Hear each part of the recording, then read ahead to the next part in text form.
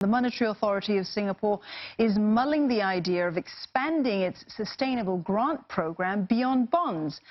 While this means that there could be more green investing options available, especially to retail clients, market watchers say that the lack of consistent reporting standards is a pressing issue that needs to be tackled. Michelle Teo reports. These young environmentalists are part of a movement that have encouraged banks and fund managers to shift their portfolios to green investing. Tapping on that change is Standard Chartered Bank, which launched its sustainable deposit in Singapore, said to be Asia's first. The product seems to be gaining interest from customers, according to the bank.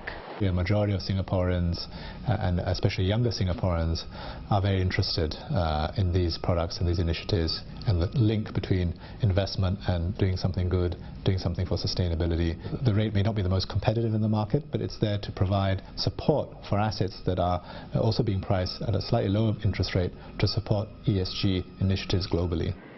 When it comes to returns on investment, researchers at the International Monetary Fund say that sustainable funds are comparable to that of conventional equity funds. But green investments might not be as diversified, and that could lead to underperformance.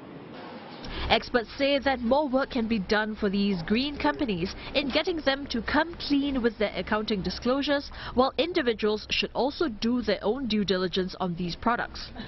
There are certain things that we look for when we want to invest in a green bond. The first is that the company has a very clear evaluation and reporting framework. So I think retail investors should be skeptical and they should do their homework.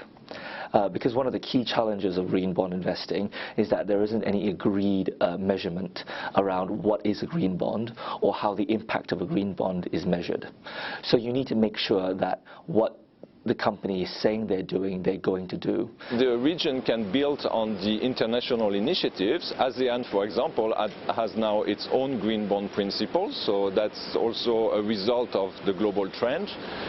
Each country in the ASEAN region can also design its own principles. We recommend that these principles should be in line with the global initiatives so that investors are not too confused by having different standards for each country.